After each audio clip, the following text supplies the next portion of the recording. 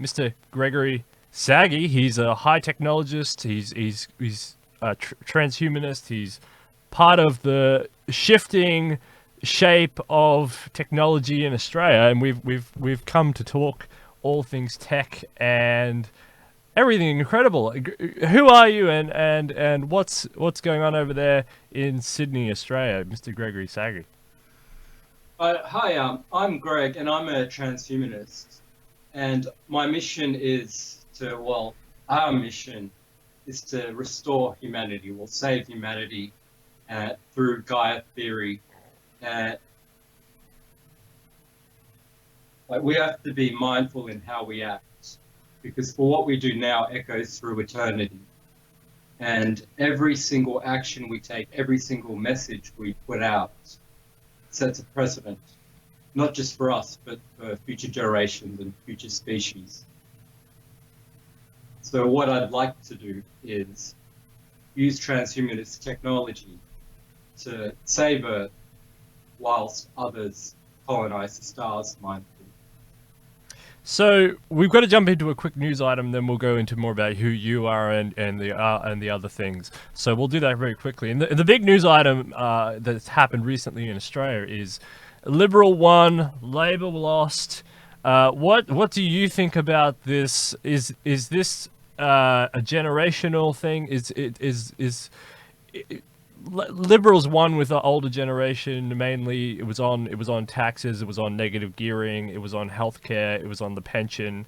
But millennials, you're in tune with millennials, you know about millennials. What did you see from your perspective with the election? Do you think that this is what do you think about the Liberals winning over Labor? It was an unexpected shock. I believe it was a paradigm shift, because previous elections were mainly campaigned through traditional media. However, with the past election, or the most recent one, how millennials got their news source differs from the older generation. Like, the older generation will get their media from newspapers, television, maybe movies, whilst the younger and current generation, their information sources are much wider. It's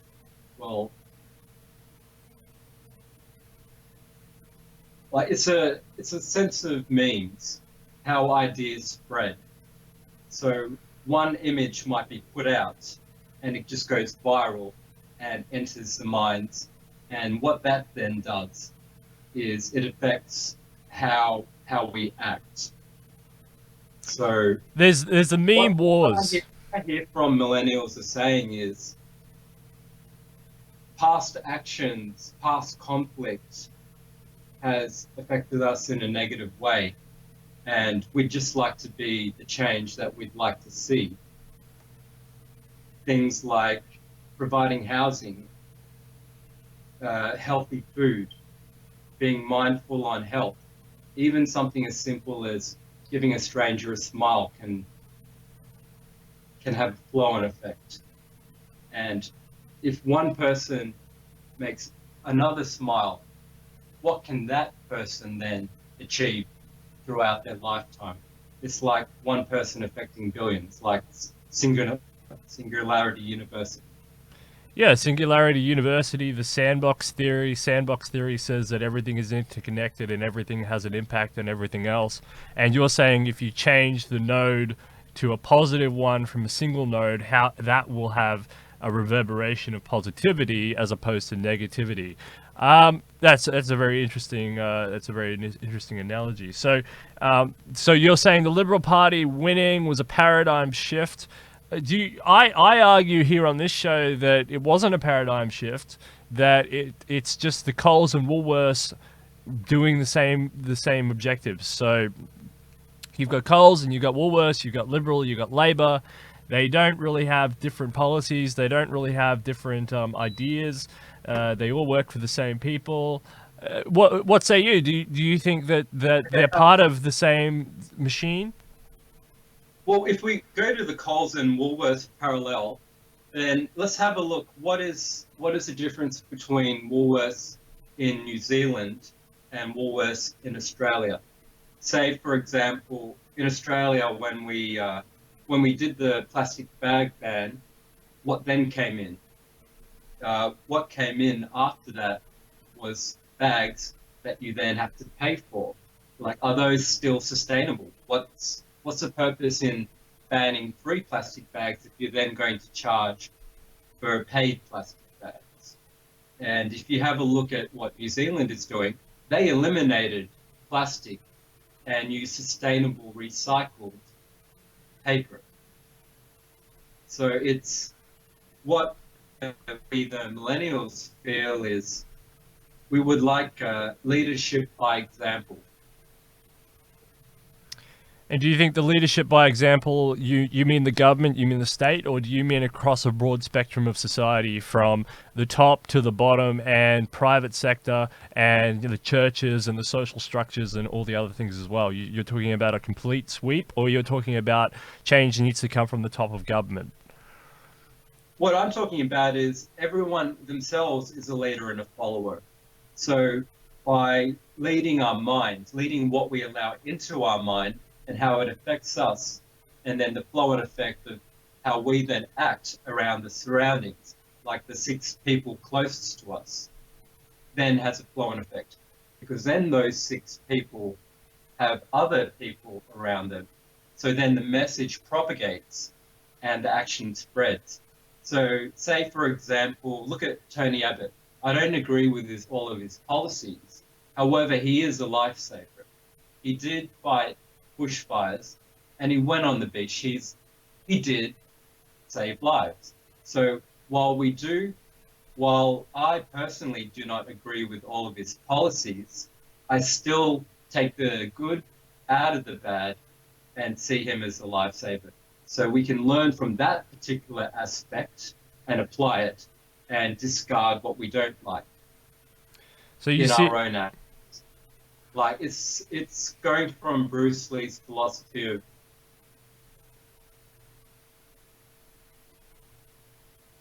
it's just following Bruce Lee's philosophy. We take what's good, discard the bad, and apply all these different role models around us, forming into our image and being the change we want to see. So you mentioned that the millennials consume media in a different way. They're consuming it through YouTube. They're consuming it through Facebook platforms, Twitter, social media, Instagram, the meme wars. You mentioned the meme wars. So if you think about this, do you think that it's easier or harder for them to make informed decisions based on the fact that these algorithms are locking them into self-congratulatory echo chambers? I think it's much harder because now we're in a sea of information, and information is freely available. However, what the key is discerning that information, the critical thought of filtering through and finding what is the truth, or not the truth, but what is the positive way? What is the positive way forward? Being mindful without doing ecological harm. You mentioned ecological harm, and this is where the transhumanist agenda they swing in here. They have different ideas on how to combat the ecological holocaust that's going on. Artificial intelligence. Are you big on artificial intelligence? Do you think artificial intelligence is a positive force overall, or a negative force, or is too many of them to start calculating? Yeah, as I said, there's more further data required. But from what I've seen, there is good AI out there, and it is up to us to support that AI. So if we support the good AI and reinforce it, how do people differentiate in the general public what's good AI and what's bad AI? How do they know? Because they basically use these platforms, for example, and they don't understand they're interacting with an AI. And these platforms are set up to make money. They're set up to make profit, and they deliver a silly product, a bad product sometimes. How do you get the message out there that people need to support a certain AI as opposed to another one? Well, what we could do is have a look at the founders of that AI and see what actions, what initiatives they are taking. Are they helping heal Earth, or what positive influence is coming from the people behind that AI? So if we discern through that, look through the lens. Are you on board with open source? Definitely, I'm 100% with the free open source movement. Open source and decentralized networks, I think, right? It's all about sharing, because imagine everything we have here is taken for granted. Because I come from a time from before the internet was widespread, before there was wireless. It would take, say, maybe 5-10 minutes to make a connection to the internet. Now we're always connected. Well, those who are lucky enough to be in an area with a signal. So and every single piece of technology that brought us there, who created it, and who freely gave away the source code so that other corporations can then build upon it and build successful products. And with those successful products, we look at what change are they making in the world using that free technology. So it's like a symbiosis. There are those of us who create the source code and distribute it for free.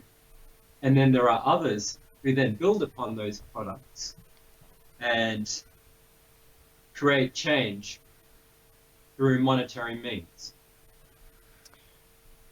You're a big advocate of the Gaia Hypothesis. Can you explain to the audience what the Gaia Hypothesis is and how that has an impact on science and the world at large?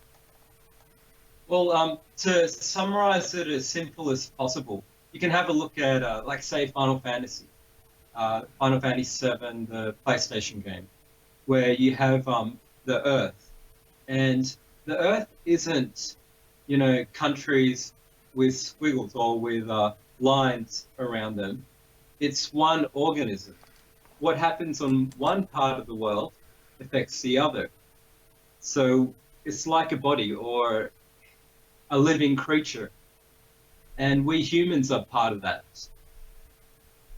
So we be mindful of how we act.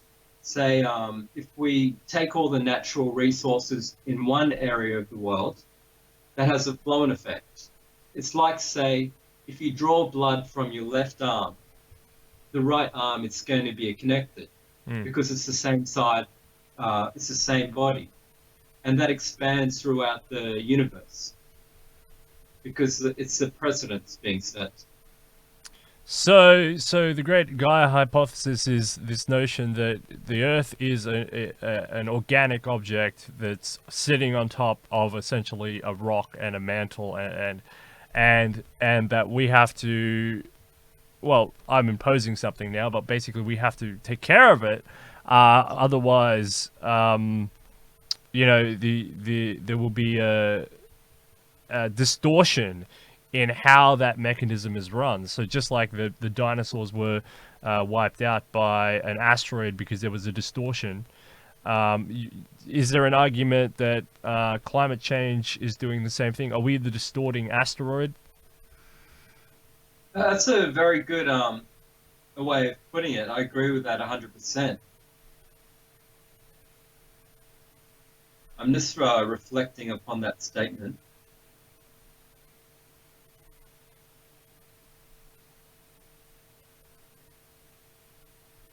Yes, like we are all being globally affected by past actions. And what we then want to do is learn and reflect from those past actions to change. Like, we've changed, we've thought about it. Now it's a time of just working together, cooperation, globally, to heal Earth. Robotics. Sorry, you go on. Because, like, there's no need for conflict. We're in an age of abundance. All the technology is here. We've already got it. We've got all the pieces. Now it's a matter of just uniting and working together, supporting each other. Because we can do this. We can heal Earth. We've got the technology. We've got the means. It's a matter of the will. Because you mentioned that the Great Gaia Hypothesis doesn't implicate political scenarios. So there is no Australia, there is no China, there is no United States. There is just a bunch of people who are basically being domesticated into thinking that these are different places with different political and religious and philosophical and law dynamics within a certain geographic region. So you're facing up against. It faces up against the human notions of property rights. Is that true? Is that what it's saying? Because humans have imposed these maps. They've drawn up the maps and they said, I own this territory, I own that territory. And economists have said, well, if you two trade and then we'll use a different currency, the different currency differentials will create different forms of trade. And we've come to where we are now, where there's a reversion. We're entering a revisionist era in the world where the United States and China are, say, putting tariffs on each other and stuff. Do you think that political entities need to what say you on the United Nations? That's my question. Is the United Nations a force for good in eliminating political mishaps around the world and all these different government structures, or is it just another boondoggle? That's a very delicate matter. I'd have to get back to you on that because I'm not up to date on what the United Nations is doing. What about the theory of the United Nations, eliminating political governments? The theory of the United Nations, I believe, is good.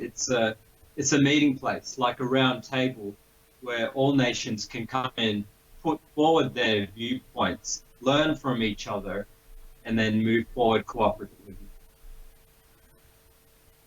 Yeah, and it's about putting forward our thoughts, our viewpoints in a round table, and perhaps not a debate, but more of a discussion, so we can experience each other's viewpoints, and then together work out the best action to move forward. Do you think the Gaia hypothesis is sitting directly underneath the United Nations? Because if you want the world to come together, I mean, that's the argument. You have to get rid of some of these other realist politique, right? Exactly, because we don't only have to listen to the United Nations, it's up to us, the individual, to enact it. Say, for example, do whales swim within country borders, or do they navigate freely through the world? And how does what we do in the oceans or the shores, or even in our home, flow down the stream and affect our kin? Because whales are family to us, dolphins, sea life. What we do on land flows down and affects the oceans. And what flow and effect does that then have on us? What is what food source comes from the oceans and what's happening to it? That's the question I'd like to ask. So there's a lot of Western people who are climate denialists. I've had climate skeptics on the show before. I'm having the other side now. Western countries have basically outsourced their pollution problems to other countries. Is that outsourcing mechanism so that they don't get hit with with the impacts of massive species depopulation, polluted acidification, acid rain, deforestation, all the impacts of that's they don't get hit with that, and therefore they say, well, I don't see it in my local community, there is no climate problem. Is that what's happening in rich nations, where they don't see it down the street, and so they say, all right, therefore everybody's lying to me and Al Gore's making fun of me, and or is it a matter that because they're asking for manufacturing to come home, which is going to get turned into robotics, but as it comes home and as they start to have their own country polluted again, will they start to wake up and say, oh, wow, I forgot, we used to do this in the 50s, and now I realize why we shipped it offshore? That's a very good statement, or a very good way of putting it.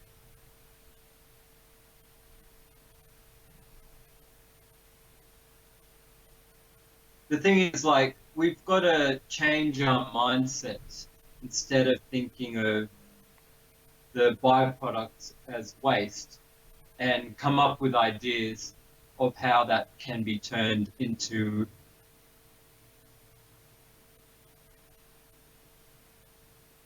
treasure. Like, one man's trash is another man's treasure. Say, for example, all the carbon in the atmosphere, is it uniformly distributed? And how can that then be utilized? So it's a matter of recycling as little as possible, however, upcycling and reusing. Say, for example, glass bottles. What would happen if they were then collected, sterilized, and reused instead of recycled? We have to think about which one takes more energy and which one has least environmental impact. Did you follow the Duterte tried to declare war on Canada because of the garbage? What did you think about that story? Right. Yeah, I think that was a very strong statement he sent, because he was like, he had enough about it. He saw what happened to his country, and he commandeered some vessels and sent them towards Canada, and ordered them that if Canada does not accept it, just to stay there. So what are they going to do? That's sending a very powerful message, and that was like a cry for help, if that makes sense. Because how long has the pollution occurred in the Philippines, and what impact has it had on the environment and the peoples and wildlife there, down to the insects? Yes, so I've noticed with these little countries, they're getting more aggressive in their statements because they're not being listened to. Because they are very powerless in with some of these new technologies coming along, and the geography of the United States and Canada being basically a fortress. If they don't say these powerful things that we will declare war on you, they don't get their message across. That was brewing from 2013, 2012, something like that. It was way back then when they dumped it all there, and Canada has done nothing about it repeatedly. So, very strong statement. They've been dealing with the wash up of plastics on the beach for a long time. They've been dealing with the environmental overhang, and yeah, it's just a fascinating sort of turn in how these small countries to try and get their voice out on some of these environmental issues, because it's some of the biggest things. It's polluting. I mean, fishermen are struggling in that country. Tourism struggles because of environmental washover and all that sort of stuff. So it's fascinating that you can have sort of very strong political reactions to environmental issues which people say don't exist. The thing is, like, being a little country and a big country is relative, because while the Philippines may on the map look like a small country, does it have the most amount of shorelines and beaches in the world? And 80 million people. What do we like? We all like going to, or a lot of us like going to the beach. So if we pitched in, worked together, cleaned up the Philippines, there's going to be a lot of beach to have fun. Like, who doesn't like surfing? Who doesn't like having like a bonfire on the beach, or just hanging out with friends there? So you mentioned that the world's already got some of the technologies to start combating against these. Can you just name some of them for us? It's not just technologies; it's also mindset. Mm-hmm. Because we have a look at Japan or Norway. In Australia, we just have like maybe say 2 or 3 recycling bins, or all our recycling is grouped into one bin in some areas. While in Norway, it's all color coded. They make it simple. So you get one piece of, like say you might get one piece of plastic, while we think there's just plastic. How many different types of plastic are they? How are they reused? How is it easier to recycle or upcycle those resources when they're categorized together mindfully?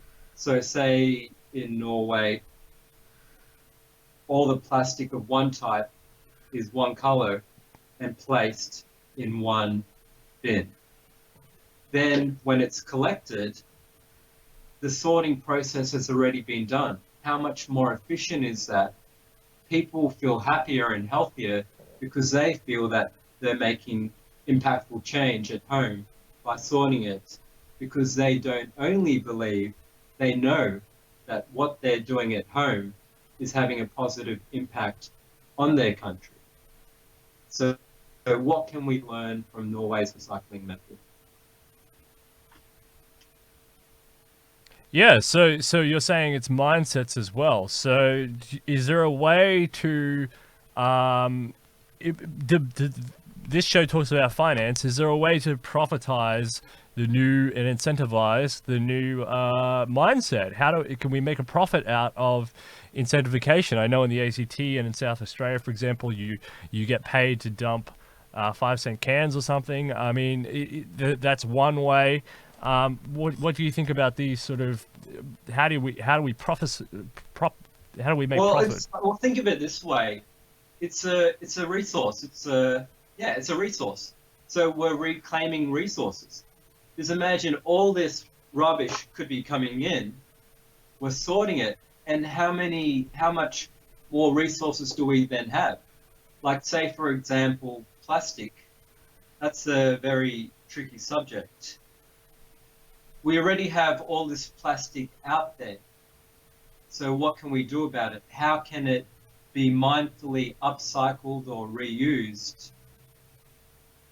as to make use of that resource, whilst concurrently at the same time finding other alternatives?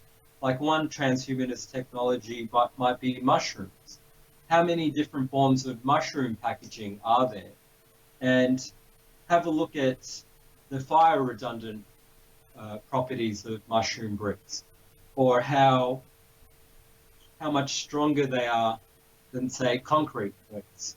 Which one is resistant to shattering, or how much more resistant? How much more force can be applied to a brick developed with mycelium compared to traditional concrete? Yeah, that's very interesting. Materials, because they've got and also the environmental impact. Like, which one grows freely and faster using less resources, and which one needs more energy to put in and outputs heat? Yeah, that's super interesting, because now we're getting into a world where we're getting close to breathable concrete, and we've got hemp on the rise, and what are you saying now, mushrooms as well. Which will it's all material inputs. Well, just one quick thing to finish off, because we're running out of time. China has stopped buying the world rubbish, and now we're getting a global rubbish glut because China's stopped importing rubbish. Do you think this is an opportunity, or is this a terrible news story? I think that's a great opportunity, because we have to be the light in the darkness and lead the way forward. Australia has all these brilliant minds. We have all the technology. And think of the trash as treasure, resources.